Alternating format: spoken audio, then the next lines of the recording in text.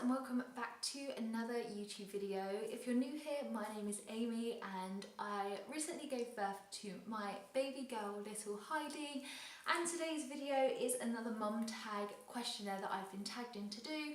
So I thought that I'd do it on my channel instead of over on my blog because I feel like it's just a little bit easier to talk about these things when I'm sat down in front of a camera instead of trying to type it, especially as I have a habit of waffling. So this is a list of 20 mum tag questions. I tag anyone that's watching this that is a new mum or just a mum in general to answer because I'd love to see how your answers compare to mine. Because there are 20 of them, I'm going to jump straight in. I'm also going to say I apologise for the lighting if it does change a little bit. The weather at the moment is so weird. We're having really extreme sunshine, we're having rain, we had some snow, we're having rainbows. It's random, I don't even know what the weather's doing, but if I don't film this video today, Heidi's napping, I'll just totally forget. So without further ado, let's jump straight into it. So the first question says, how old were you when you had your first child? So I was 24 when I gave birth. I found out I was pregnant when I was 23. I gave birth to Heidi in the December and I turned 24 the October beforehand. So I was only like 2 months into being 24. Question 2 is, what was the hardest thing about being pregnant for 9 months?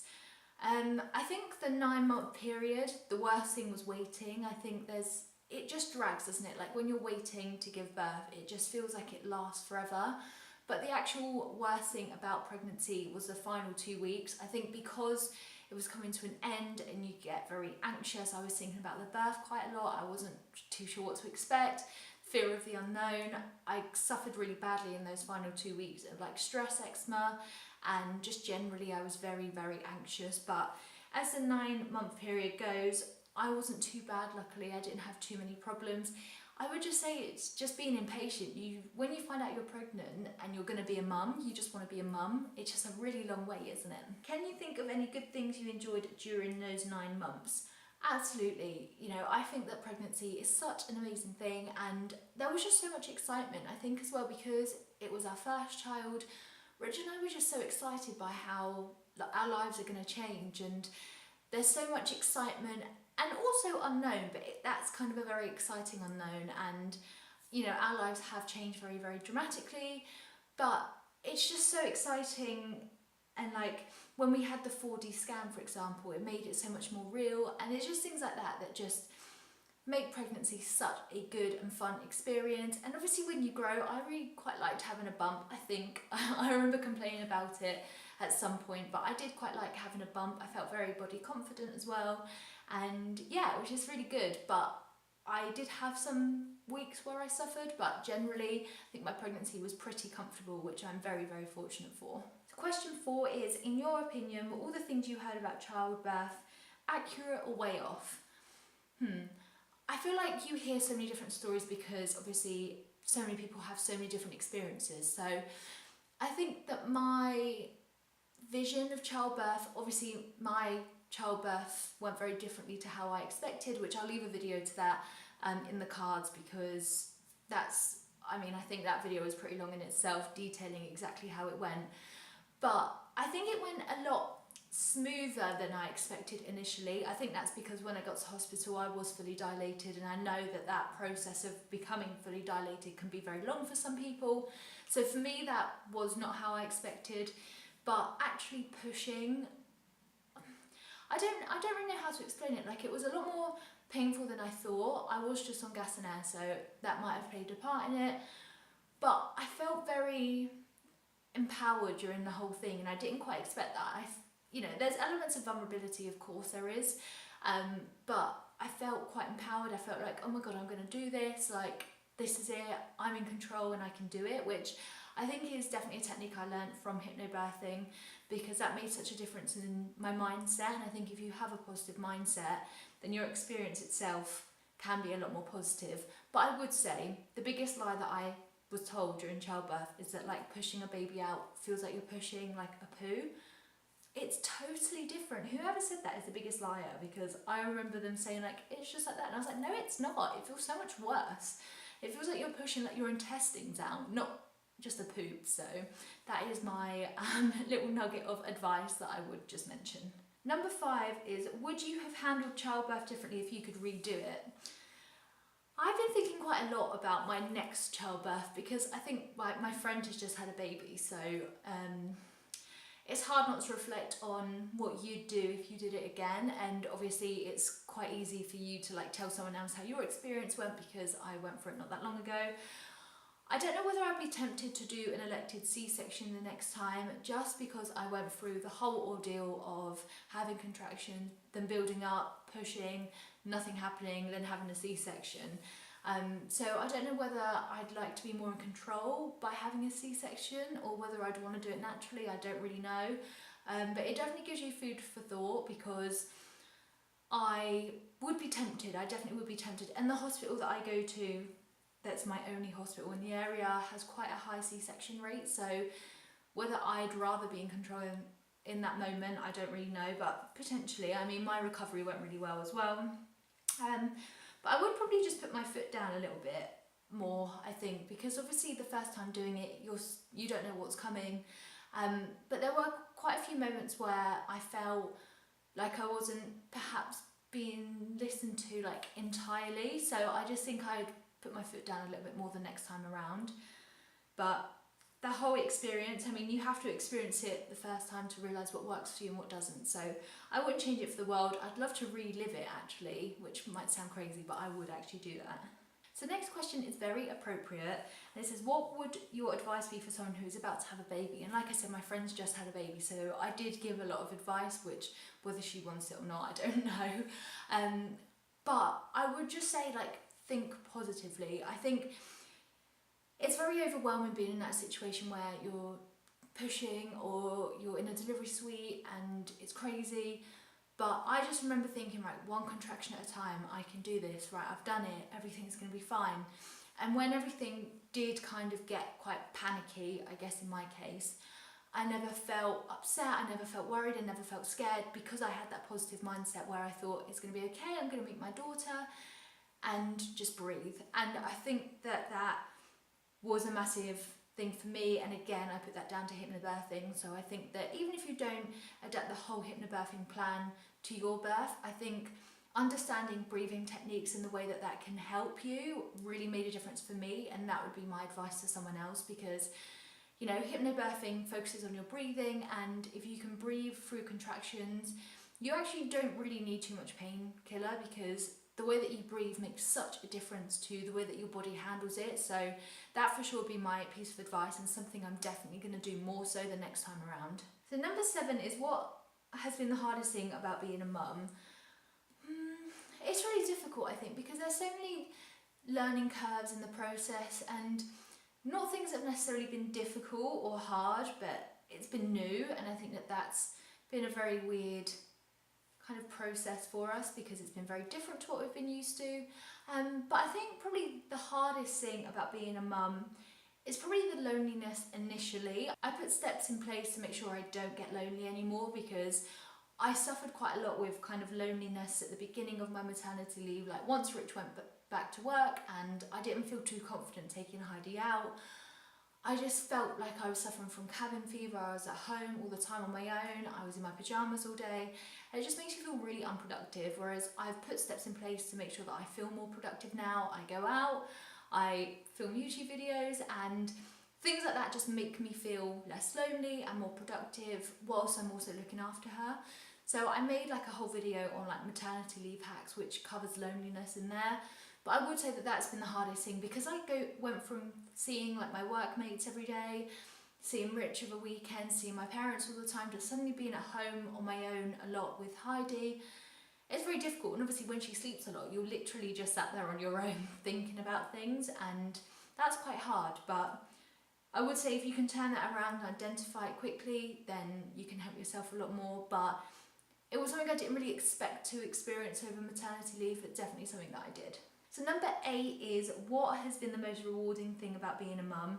And it's the little things, absolutely. Like when you come in and she smiles at you, when you do funny faces and you get a smile, the fact that she sleeps really well, the fact that she's a very chilled out baby. I think that is like the most rewarding thing for me, because I hope that means that I'm not being a stressed out parent, I'm being quite laid back, and then it's coming out in her own personality as well.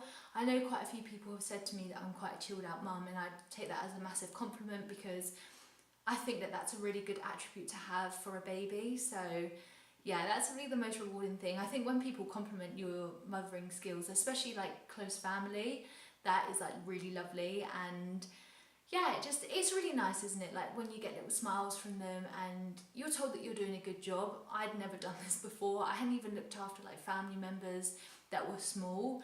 So it was totally new to me. Like I just never looked after a little baby independently before. But yeah, it is amazing and it's so rewarding, and it's like the best job that you can do. So number 9 is, what was the most surprising thing you discovered about being a mum? And I just say like your natural instincts to do things. I never realised that within my brain was the ability to be a mum. I thought that I'd have lots to learn, I'd have to read lots of books, watch loads of videos, go to classes and understand how to do things. But there's just this weird maternal part of your brain that just knows what to do. And that for me took me by surprise because, like I said, I've never really looked after a baby on my own before, so I just thought, I'm going into this totally blind. But I was okay, and actually I knew a lot of stuff that I didn't realise that I knew, and I just think it's just the maternal part of your brain because obviously you're made to be a mum, and without any kind of education, I've just known what to do, and again, that's just quite surprising. So number 10 is, what is the best memory you have involving your child? I mean, I just have to talk about the birth. For me, that is just like the best memory. I treasure it so much. I'm so jealous of everyone that's about to give birth because I think that moment when you meet them for the first time and you have them on your chest and you're just cuddling with them and you're doing skin to skin, and it's just very, it's just the best moment. And I think especially that first hour after you give birth, it's just you're in this bubble and it's just the best little bubble to be in, and you're just with your family and you're with your child that you carried for 9 months, and it's suddenly over and your pregnancy is done, but you're starting this next part of the journey, and just how small and delicate and newborn they are. It's just the best memory. Like nothing I think will top that, and that as well is another reason why I'm so excited to do it again, because I just love that moment. Even just thinking about it makes me feel quite emotional because it's obviously over, but I would just do it again in a heartbeat. So number 11 is, what was the most exciting milestone?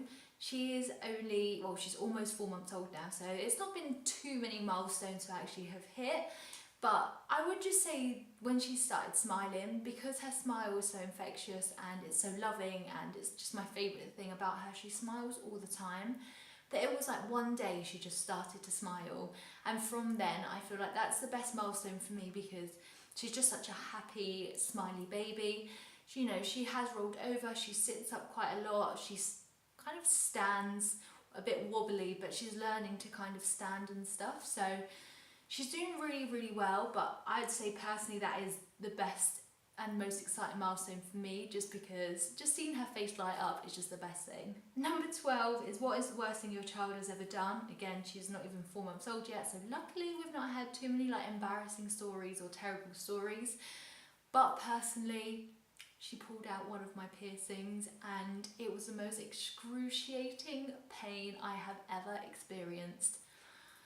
Oh my god, I've not experienced pain like it, and of course like you can't tell them off because she didn't realise she'd done it, and she's just kind of waving her arms about and she's just being a 4-month-old.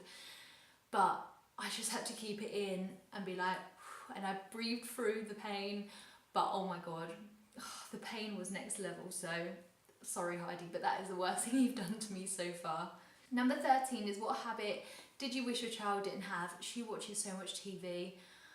Not like, I don't put things on for her, but we often have like a TV on somewhere around the house because it's just something that me and Rich do. But she loves the TV. I hate to admit it. I wish that I was someone that didn't have any screens on in the house, but she loves the TV. I wish she didn't, but yeah. Bad mum alert, she loves the TV. And what habit of theirs makes you most proud?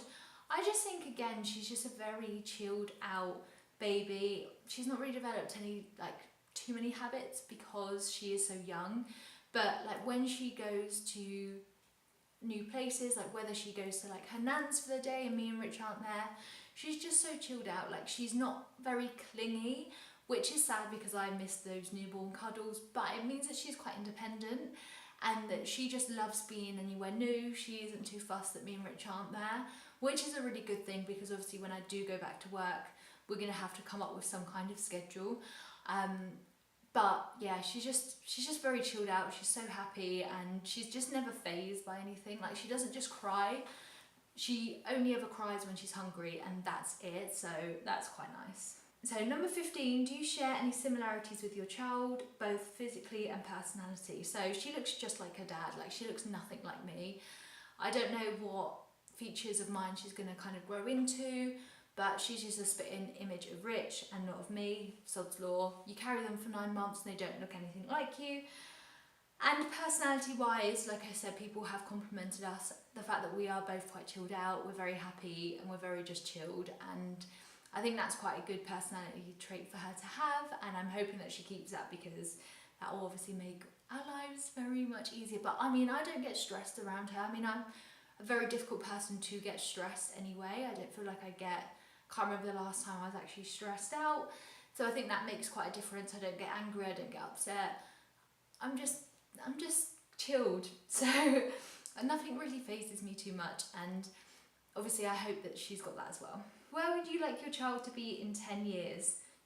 I hope that whatever she's doing in 10 years, obviously it'll be like school. She's not going to be like independent or moved out or anything. But I just hope that she's a kind person. I think that that's the most important thing with children and people in general. If they're kind and they're happy, then that is the main thing. You know, I could say that I want her to be intelligent and I want her to do amazingly in this and that, but those things, you know, whilst they're important, I think that being kind and being happy are the most important things, and then everything else can be secondary to that. So number 17 is, what is something that having a child has taught you? And I think patience is the biggest thing. You know, having a child can be a test of your patience. I mean, like I said, I don't really get stressed too much, so I can get impatient, and I mean, I definitely suffer through that through pregnancy, where I just wanted her out and I was done with it, and I was just so impatient to meet her. But like day to day, if she's not going down for a nap, if she's fighting her naps a lot, if she is having a funny 5 minutes, if she is crying, if she's hungry, if she wants a bottle but the bottle's warming up or cooling down or whatever,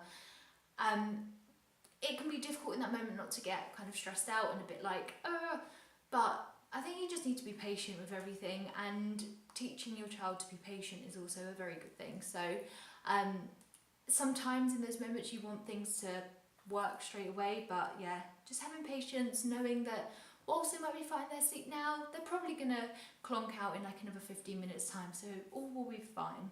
Number 18 is, did you imagine that you'd be a mum at the age that you became a mum? And funny enough, I always said that by the age of 25 I wanted to have a child. I think I've said that since I was like 4 years old, I'm not joking. My mum is quite a young mum. She had me when she just turned 20, and so our bond is very, very good. Like, we are very, very close. We always have been whilst growing up, and she's also been very understanding, and I think that's probably because it wasn't that long ago since she was doing the things that I wanted to do, and so she had a great understanding and we had such a great relationship. Obviously she was quite young when she had me, and I didn't want to have a baby that young. So the next thing is, describe your child in a single sentence. And there's so many things you could say, isn't there?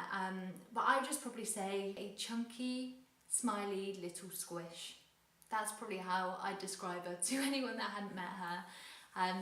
Just so adorable. It's hard to just think of one sentence though, because I could use all the words in the world to describe her. And number 20 is, how have you changed as a person since becoming a mum? And I don't think I've changed all that much, in all honesty. I think that I'm very much the same as I was.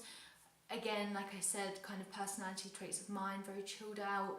I think that some people might get more stressed being a parent and things like that, but I don't think I've changed at all.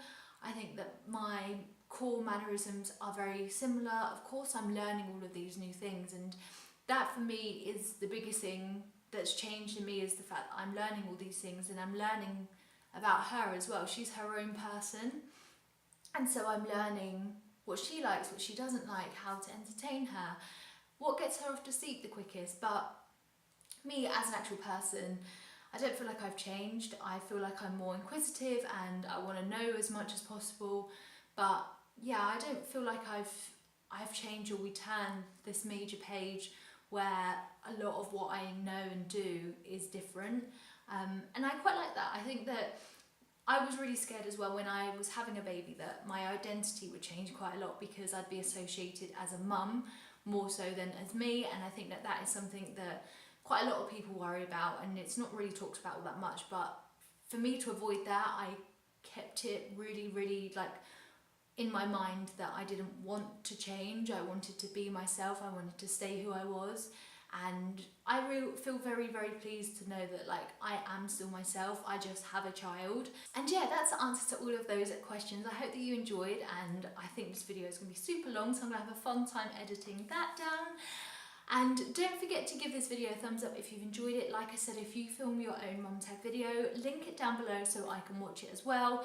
And don't forget to subscribe if you haven't already for more mummy kind of videos, as well as lifestyle and a bit of beauty as well. If there's any videos you'd like to see in particular, do let me know, because I think baby brain is real and I don't know what to film at all. So give me your suggestions down below, and I'll see you guys in my next video.